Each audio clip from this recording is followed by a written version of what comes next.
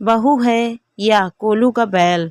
शालिनी बहू, 2 दिन बाद शोनी आ रही है, कमरे की सफाई कर देना और रसोई का सारा सामान बाजार से मंगवा लेना। शरबत की बोतल, आइसक्रीम जमाने के बर्तन भी निकाल लेना। उसे मेरे हाथ की बनी आइसक्रीम बहुत पसंद है। गर्मियों की छुट्टियां ही है जो मुझ बूढ़ी माँ नानी को पूरे साल जिंदा रखने की शक्ति देती है, वरना कुछ लोग तो मुझे चैन से सांस ना लेने दें।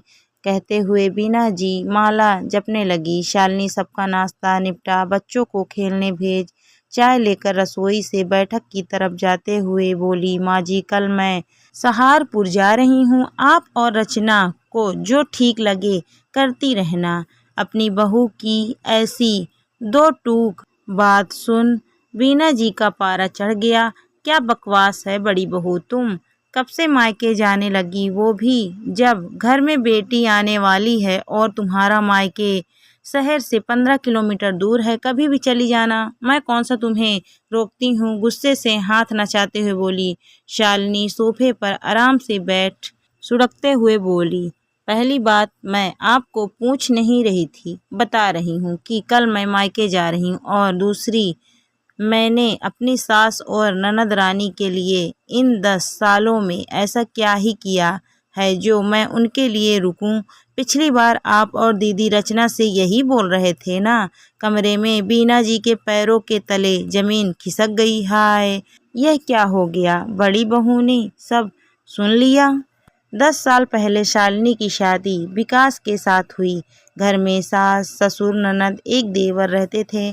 उसके ससुर की पुश्तैनी परचून की दुकान घर के पास होने के कारण गोदाम घर में ही था और मसालों की पैकिंग वहीं की जाती। दुकान पुश्तैनी थी, इसीलिए पहले घर की महिलाएं ही ये काम हाथों से करती चली आ रही थीं। दादी सास के बाद सास और ननद मिलकर यह पैकिंग करते, मगर जब से शालिनी घर में बहू बनकर आई, बीना जी ने बड़े लाड से गोदाम के दरवाजे पर रोली हल्दी से उसके हाथों के छाप लगवा बोली, बहू रानी आज से यह सब तेरा, तू ही यहाँ की मालकिन। शालिनी फूली नहीं समाई। एक तरफ जहाँ सास लोग अपनी सत्ता डोलने के डर से बहू को जूते की नोक पर रखती हैं, वहीं उसे घर की रानी की उपाधि मिल गई। पर धीरे धीरे उसकी समझ में आने लगा कि उसे बड़ी चालाकी से घर की सारी जिम्मेदारियां सौंप दी गई। सुबह 4 बजे से उठ मसाले पैक करती। पहले सास और ननद सिखाने आती थी, फिर धीरे धीरे उन्होंने भी आना छोड़ दिया। सारा दिन घर का काम निपटा, फिर रात में 12 बजे तक पैकिंग मशीन से पैकिंग करती। अगर वह मदद करने को बोले तो कहते, ऐसा भी कोई बड़ा काम नहीं है जो तुम कर ना पाओ। कुछ सालों में ननद की शादी हो गई। सारी जिम्मेदारी निभाने के बाद भी उसे कोई प्यार के 2 मीठे बोल नहीं बोलता, उल्टा 4 बातें सुनाकर चला जाता। अब ननद भी मेहमान बनकर आने लगी। काम बढ़ता चला गया। शालिनी खुद मायके ना के बराबर जा पाती। दोनों बच्चों का भी मन करता कि नाना नानी के घर जाए, पर 4 दिन रुक वापस आ जाती, क्योंकि दुकान पर स्टॉक खत्म होने की नौबत आ जाती। ऐसे ही वक्त बीता।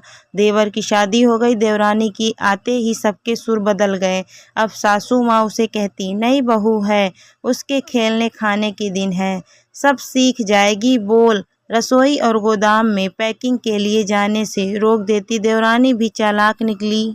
उसने शालिनी का सुबह 4 बजे से रात 12 बजे तक का शेड्यूल अच्छे से समझ लिया और सोचा, इस काम के जाल में फंसी तो कभी निकल नहीं पाऊंगी। इसीलिए वह सास के आसपास चमचागिरी करती, अपने मायके से साड़ी गहने लाकर देती, मीठी मीठी बातें करती, उनके आगे पीछे घूमती रहती। कभी पैर दबाने मालिश के नाम पर कोई रसोई में कदम नहीं रखती। उसकी चालाकियां शालिनी सब समझ रही थी, पर पहले से ही घर, पति, बच्चे, दुकान की जिम्मेदारियां संभाल रही थी जो अचानक नहीं छोड़ी जा सकती थी।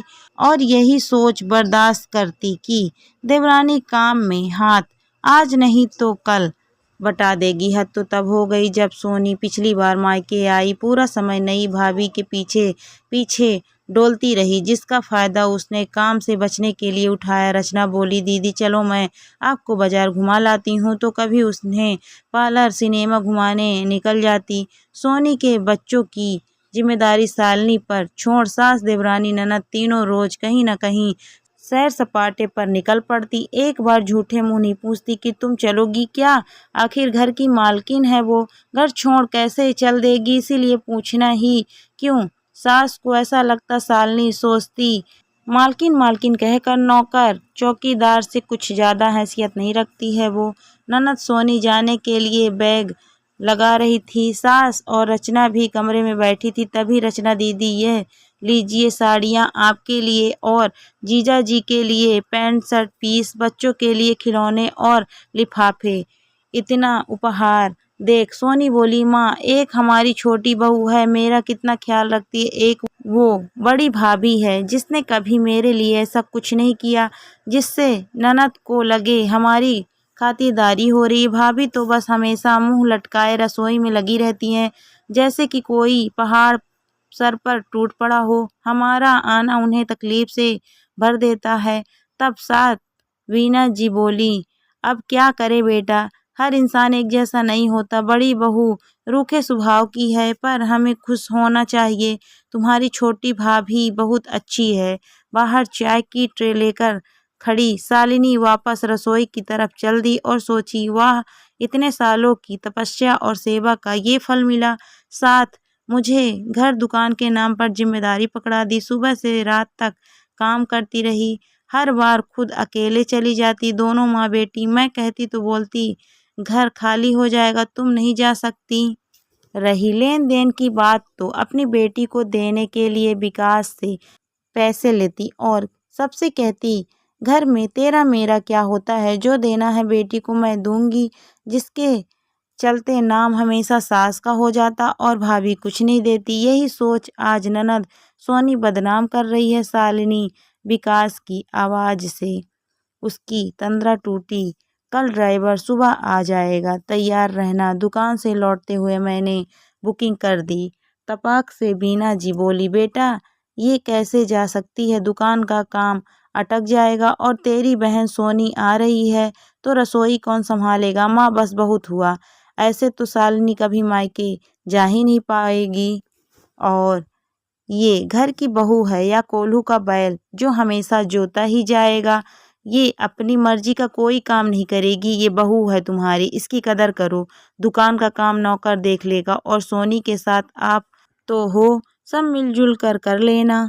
जब एक अकेली शालिनी सब घर के काम के साथ दुकान संभाल सकती है तो आप चार हाथ सिर्फ रसोई नहीं बना सकते। आज अपने बेटे के मुंह से पत्नी का पक्ष सुन बीना जी को करंट लग गया। वो जड़वत होकर बहू को देख रही थी। शायद उनका बहू को इतना दबाना और बुराई करना उनको भारी पड़ गया। शालिनी चाय खत्म कर कमरे की तरफ जा रही थी, पर उसकी आंखें अपनी सास को देख मानो कह रही थी 100 सुनार की एक लुहार की। धन्यवाद दोस्तों।